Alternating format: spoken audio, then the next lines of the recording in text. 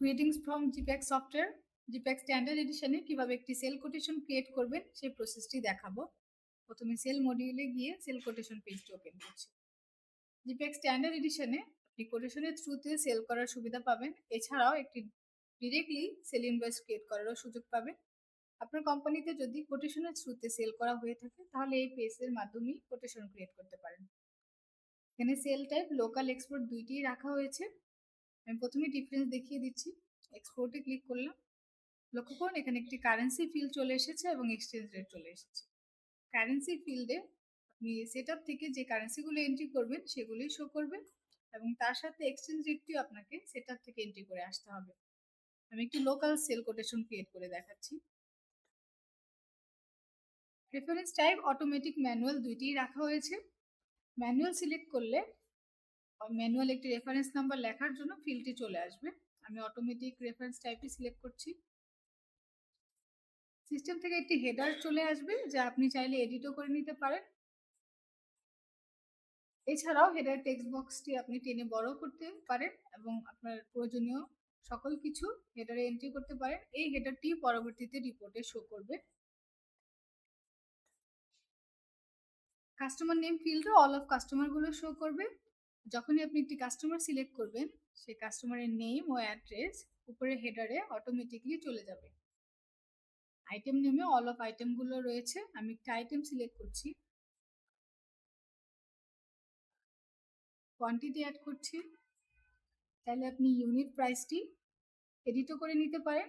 এখানে item create করার সময় যে সেল প্রাইসটি দেওয়া হয়েছিল ইউনিট প্রাইসে অটোমেটিকলি সেই সেল প্রাইসটি চলে আসবে। এখানে ডিসকাউন্ট ও ভ্যাট অ্যাড করারও সুযোগ রয়েছে। আমি একটি ডিসকাউন্ট অ্যাড করে নিচ্ছি। যেই সেলস পারসন এই কোটেশনটি হ্যান্ডেল করবে, সেল রিপ্রেজেন্টেটিভ এই ফিল্ড থেকে সেই সেলস পারসনটি সিলেক্ট করে নিতে হবে। সেটআপ থেকে আপনাকে প্রথমেই সেল রিপ্রেজেন্টেটিভের নেমগুলো এন্ট্রি করে আসতে হবে, তাহলে এই ফিল্ডে সেলস পারসনের নেমগুলো শো করবে। এই পেজের আরেকটি অ্যাডভান্টেজ হলো আপনি চাইলে কোম্পানির ব্রোশিওর অথবা প্রোডাক্টের ক্যাটালগও কোটেশনের থ্রুতে সেন্ড করতে পারেন। এখানে অ্যাটাচ ক্যাটালগ একটা অপশন রয়েছে। আমি একটি প্রোডাক্ট ক্যাটালগ অ্যাড করে নিচ্ছি। এখানে একটি বিষয় মনে রাখবেন, এই ক্যাটালগটি অবশ্যই 1 MBর কম হতে হবে এবং PDF ফরম্যাটে হতে হবে।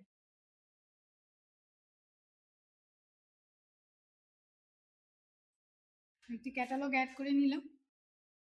অ্যাডিশনাল ডিটেলস এন্ট্রি করারও সুযোগ রয়েছে, অর্থাৎ আপনি চাইলে টার্মস অ্যান্ড কন্ডিশন, ওয়ারেন্টি এসবও অ্যাড করতে পারেন আপনার কোটেশনে।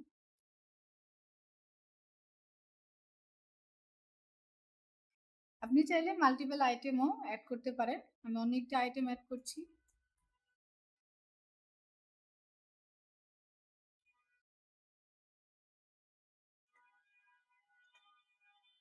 অ্যাড করে নিলাম। সেভ করার পূর্বে যদি কোনো ডেটা এন্ট্রির ভুল থাকে আপনি পাশের এডিট অথবা ডিলিট বাটনের মাধ্যমে এডিট বা ডিলিট করতে পারেন। আমি দেখিয়ে দিচ্ছি। এডিট বাটনে ক্লিক করলে আপনার কোয়ান্টিটি, ডিসকাউন্ট ও ভ্যাট এডিট করার সুযোগ রয়েছে। এখান থেকে আপনি কোয়ান্টিটি, ভ্যাট বা ডিসকাউন্ট এডিট করে নিতে পারেন। আপডেট করলে আপডেট হয়ে যাবে। তখন আমি কোয়ান্টিটিটি আপডেট করে নিচ্ছি। লক্ষ্য করুন গ্রিডের কোয়ান্টিটিটি এই প্রোডাক্টের আপডেট হয়ে গিয়েছে। এখন সেভ করলে এই কোটেশনটি ক্রিয়েট হয়ে যাবে। আমি সেভ করে নিচ্ছি। কোটেশনটি ক্রিয়েট হয়ে গিয়েছে, সাথে একটি রিপোর্টও পেয়ে যাবেন। রিপোর্ট বাটনে ক্লিক করলাম। কোটেশনটি চলে এসেছে। কোটেশনটি আপনি চাইলে ডিরেক্ট কাস্টমারকেও সেন্ড করতে পারেন ইমেলের থ্রুতে। দেখিয়ে দিচ্ছি। ইমেল বাটনে ক্লিক করলে এই কাস্টমারের ইমেলটি চলে আসবে। এই কাস্টমার ক্রিয়েট করার সময় কাস্টমার যে ইমেলটি দেওয়া হয়েছিল এখানে সেই ইমেল অ্যাড্রেসটি শো করছে। আপনি সিসিতে অন্য কোনো ইমেল অ্যাড করতে পারেন। এখন আমি ইমেলটি সেন্ড করে দিচ্ছি। সেন্ড ইমেলে ক্লিক করলাম। কোটেশনটি সেন্ড হয়ে গিয়েছে কাস্টমারের কাছে। আমি দেখিয়ে দিচ্ছি।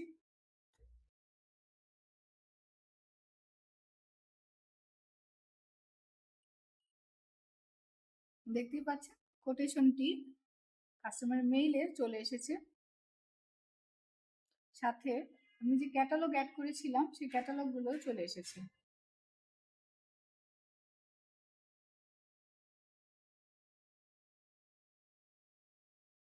জিপেক্স স্ট্যান্ডার্ড এডিশনে আরও কিছু ফিচার রয়েছে। আপনি টুডে ইনভয়েস লিস্ট থেকে একটি ডেট রেঞ্জে কয়টি কোটেশন ক্রিয়েট করেছেন তা দেখতে পারবেন। এখানে দেখুন আমি এই ডেটে একটি কোটেশন ক্রিয়েট করেছিলাম তা শো করছে।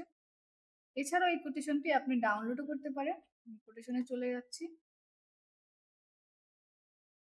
কোটেশনটির ডিটেলস চলে এসেছে। এখন এই ডাউনলোড বাটনে ক্লিক করলে কোটেশনটি পিডিএফ ফরম্যাটে ডাউনলোড হয়ে যাবে। এছাড়া আপনি চাইলে এক্সপোর্টও করতে পারবেন পিডিএফ, এক্সেল ও ওয়ার্ড ফর্মে। ধরুন এই কোটেশনটির কোনো ভুল হয়েছে এবং আপনার তা এডিট করার প্রয়োজন হবে, অথবা ভুল এন্ট্রির কারণে ডিলিট করতে হবে। সেক্ষেত্রে আপনি এডিটর পেজের মাধ্যমে কোটেশনটি এডিট বা ডিলিট করতে পারেন। এক্ষেত্রে একটি বিষয় হলো, যদি আপনার এই পেজের পারমিশন দেওয়া হয় তখনই এডিটর বাটনটি শো করবে, অর্থাৎ এই পেজের আপনি অ্যাক্সেস পাবেন। আমি এখন এডিটর পেজে চলে যাচ্ছি। দেখুন এই ডেট রেঞ্জে এই কোটেশনটি ছিল, তাই এটি শো করছে। প্লাস আইকনে ক্লিক করলে আপডেট ও ডিলিট করার বাটনটি পেয়ে যাবেন। এখন আমি একটি কোয়ান্টিটি আপডেট করে নিচ্ছি। এই কোটেশনটির আপডেট ভাউচারে ক্লিক করলাম। লক্ষ্য করুন এই আইটেমটির কোয়ান্টিটি আপডেট হয়ে গিয়েছে। যদি ডিলিট করতে চান এখানে ডিলিট বাটনে ক্লিক করলে আইটেমটি ডিলিট করার অপশন চলে আসবে।